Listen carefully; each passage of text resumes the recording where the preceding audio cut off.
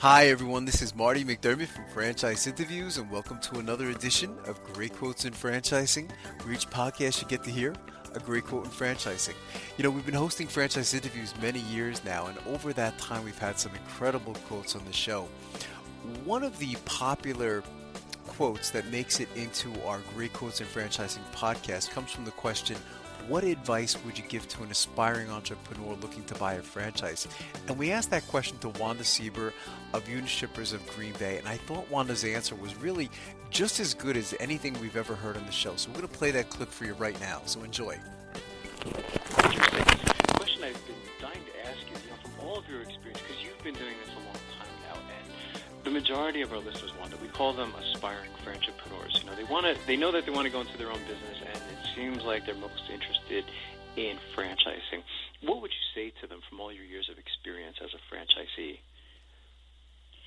Well, I love being an entrepreneur, but I really love being a franchisepreneur because it takes a lot of the risk and nighttime drama out of a person's life. I don't think anybody wants to start a business and lay awake feeling like they need to throw up every night. Sure. And you can do that if, you can do that anytime you want, but a lot of that goes away when you're part of a franchise system. We get a lot of calls from potential franchisees, and they ask me, what do you like about Unishippers in particular? Mm-hmm. And I'll share that, but I think they're good things to look for as you're looking at any franchise system. And hopefully, when you're looking at a franchise system, you're able to call existing franchisees and do due diligence. Right. The first is we're really pleased with the ethical leadership of our leadership team. Mm-hmm. Every one of them has come from the franchise body. They owned franchises and still own franchises. Wow. But they were hired by the corporate office as we transitioned from the original founding ownership to this leadership team. So I'm very impressed with their ethics. I've been very impressed with how they retool. As I mentioned, when we first started, we were only reselling overnight letters and packages for Airborne Express. That was really pre-fax machines, pre-email attachments. So if that was all we were doing, you certainly would not be talking to me right now. Wow. So we've retooled to add freight, international shipping, rail, ocean.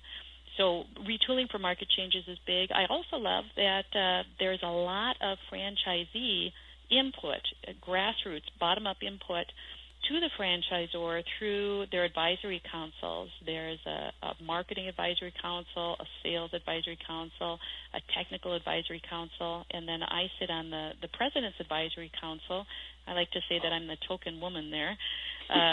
But that kind of feedback to the franchisor, that's the first important part of the equation. But the second important part is they actually listen to it, and we have found that franchisees are able to shape the policies implemented by the franchisor.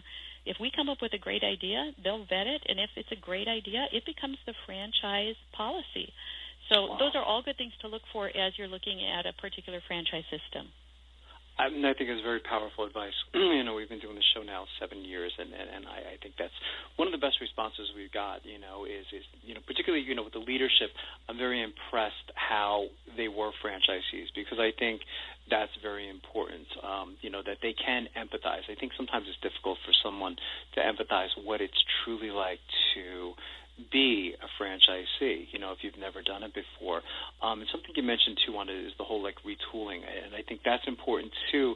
It's a great word to use, the nighttime drama. It probably happens a lot with entrepreneurs, right? You're thinking, okay, what do I have to do next, and you're thinking about all these different ideas, and you don't know what's going to work and what's not going to work, and I'm sure Unishippers does a lot of research, market research as far as, what's going on out there, what trends are taking place in the industry. And then again, the franchisee input is so important, because I don't think all, again, studying franchising for as long as I have now, not all of them really act upon, the input from the franchisees. They'll listen to it, but they don't really do anything with it, So I think that's so important what you just said, I think that's very powerful. So, I can understand, why you enjoy the Unishippers system so much. What's